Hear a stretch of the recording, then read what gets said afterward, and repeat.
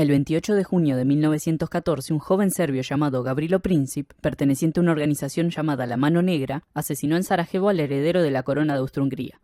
Un mes más tarde comenzó en Europa el conflicto bélico más grande que el mundo había visto hasta el momento. Antes de dedicarnos de lleno a la Gran Guerra, empecemos por aclarar quiénes se enfrentaron, dado que sabemos que ese atentado no terminó en un conflicto entre solo Austria-Hungría y Serbia, sino que desencadenó una guerra masiva. En 1914 se activó un sistema de alianzas que dividía a las grandes potencias de la época en dos, la Triple Alianza y la Triple Entente. Si empezamos por la Triple Alianza, su núcleo lo formaban Alemania y su vecino, el Imperio Austrohúngaro, con quien tras un pacto fallido con Rusia formó la Doble Alianza en 1879.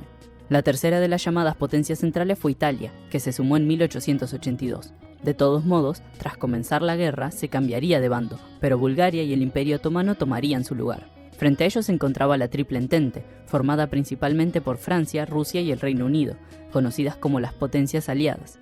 Esta se consolidó en 1907, pero sus antecedentes fueron la Alianza Franco-Rusa en 1892 y la Entente Cordiale, pactada por Francia y Gran Bretaña en 1904.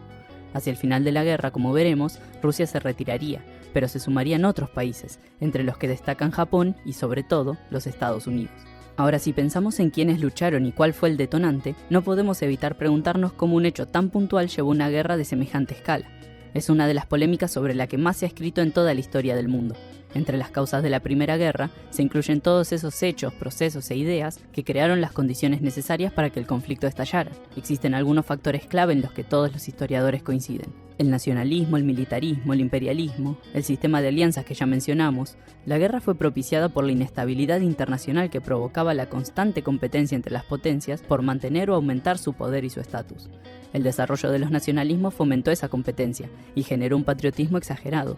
El militarismo también tuvo mucho peso. Por un lado, el gasto en armamento y tropas aumentó drásticamente, creando lo que se conoce como la paz armada, una carrera armamentista en la que nadie quería quedarse atrás. Esto dio también más peso a los militares en la toma de decisiones. Además, el militarismo alcanzó a los ciudadanos y líderes, que en muchos casos vieron con buenos ojos la guerra. Por último, el imperialismo aportó a la inestabilidad siendo otro de los elementos por los que competían. Además, contribuyó al carácter mundial de la guerra, tanto por algunos de los escenarios en los que se combatió, como por el origen de parte de las tropas. En este contexto se puede entender mejor ese sistema de alianzas. Alemania, que se había unificado tras vencer en la guerra franco-prusiana, buscaba competir económica y militarmente con Inglaterra.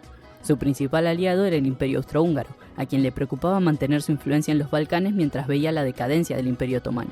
Eso explica el acercamiento entre Rusia, con intereses en la misma región y con sus propios problemas internos, y Francia, que guardaba grandes resentimientos hacia Alemania y temía su rápido crecimiento.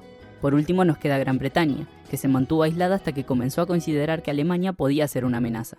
En medio de este clima tan tenso, se dieron 4 crisis internacionales que los historiadores suelen considerar los antecedentes de la guerra: 2 en Marruecos en 1905 y 1911, y 2 en los Balcanes a partir de 1908 y de 1912. Las marroquíes reflejaron los conflictos existentes entre Francia, Alemania y el Reino Unido, y las balcánicas entre Rusia, el Imperio Austrohúngaro y Alemania. Cualquiera podría haber desatado la guerra, y si bien no lo hicieron, contribuyeron a consolidar las alianzas y la militarización preventiva. Las más importantes fueron las balcánicas, que deterioraron la relación entre Austria-Hungría y Serbia e influyeron en el atentado de Sarajevo. Tras la muerte del archiduque Francisco Fernando el 28 de junio de 1914, los engranajes se pusieron en marcha. El 23 de julio, el Imperio Austrohúngaro dio un ultimátum a Serbia, declarándole la guerra 5 días después. Rusia movilizó sus tropas y el 1 de agosto Alemania le declaró la guerra. Tras 2 días hizo lo mismo con Francia. La guerra tuvo 2 frentes principales: Europa Occidental y Europa Oriental. Empecemos por Occidente, donde Francia y Alemania representan el centro del conflicto. Al principio, ambos intentaron aplicar sus planes preconcebidos, pero tanto el plan Schlieffen alemán como el plan 17 francés fueron demasiado optimistas y no pudieron prever lo dura que sería la guerra. De todos modos, las cosas empezaron bien para Alemania. Comenzaron atacando a Bélgica, lo que les permitió luego entrar en territorio francés. Los franceses y la reducida fuerza de expedición británica sufrieron duros reveses en la frontera, especialmente en la zona de las Ardenas y Alsacia-Lorena. Los muertos comenzaron a contarse entre las decenas de miles, algo que sería la norma en esta guerra. El ejército alemán llegó a estar a escasos kilómetros de la ciudad de París, pero en lugar de atacar directamente la capital, decidieron rodear a las tropas francesas, dejando descubierto su flanco y dando al Entente la oportunidad de producir el milagro de Marne, batalla en la que Alemania fue derrotada y forzada a retroceder. Esta fue la muerte del Plan Schlieffen y el comienzo de lo que se conoce como la carrera hacia el mar, en donde ambos bandos buscaban controlar los puertos más importantes del norte de Francia y Bélgica. La naturaleza de la guerra cambió en este momento y en paralelo se comenzaron a delimitar extensísimas líneas de trincheras, zanjas enfrentadas excavadas en la tierra en donde se resguardaban los soldados y desde donde peleaban entre sí. El frente quedó prácticamente estancado gracias a esto. Durante 1915, los alemanes se dedicaron principalmente a fortalecer sus fortificaciones, mientras la Triple Entente intentaba quebrarlas. Pero la defensa y el armamento de Alemania resultaron ser ampliamente superiores. De todos modos, si bien las fronteras prácticamente no cambiaban, en las múltiples ofensivas se perdían miles de vidas de ambos bandos, propiciados por los nuevos armamentos como el gas de cloro introducido por Alemania. Esta fue una de las armas más terribles que debieron sufrir los combatientes. Ya en 1916, el Frente Occidental vivió dos de las batallas más conocidas de la guerra, la Batalla de Verdún y la Batalla del Somme. En la primera se enfrentaron Alemania y Francia.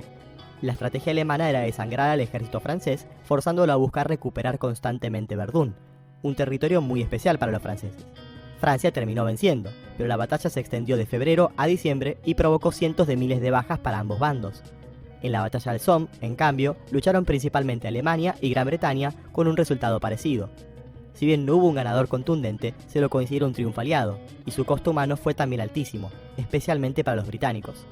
Tras esto, Alemania cambiaría su estrategia, pero pasemos primero al frente oriental, para ver cómo se desarrolló en paralelo hasta este momento de quiebre. Contrario al estancamiento en Occidente, este fue muy cambiante, y a pesar de que el conflicto comenzó con un incidente entre Austria-Hungría y Serbia, las acciones de Rusia y Alemania fueron las que marcaron el ritmo. Estallada la guerra, el primer objetivo del Imperio Austrohúngaro fue Serbia, la acusada por el atentado. Rusia, en cambio, tenía dos enemigos en la Triple Alianza. Por un lado combatía a Alemania en el norte y Austria-Hungría en el sur. En el norte, Rusia comenzó triunfando, pero luego empezó a sufrir importantes derrotas como en la batalla de Tannenberg. En el extremo oriente, mientras tanto, el Imperio del Japón atacaba a las colonias alemanas. Pero el problema de Alemania era que para 1915 Austria-Hungría ya estaba al borde del colapso. No solo había fracasado contra Serbia y era superada por Rusia, sino que también Italia la había traicionado y se había sumado al bando del Entente por la promesa inglesa de obtener nuevos territorios. Por eso Alemania debió salir al rescate, emprendiendo una ofensiva que conquistó Serbia y frenó a Rusia. Bulgaria, enemiga de Serbia, se sumó a la alianza para asistir en la ofensiva en este momento. En ese mismo año, el Imperio Otomano, que se había sumado a la Triple Alianza el año anterior, principalmente por sus conflictos con Rusia, consiguió también victorias como en la batalla de Galípoli. De modo que la situación no fue favorable ese año para los aliados en Oriente. 1916, sin embargo, fue diferente. La ofensiva Brusilov, una gigantesca campaña rusa centrada en Rusia, fue un éxito importante.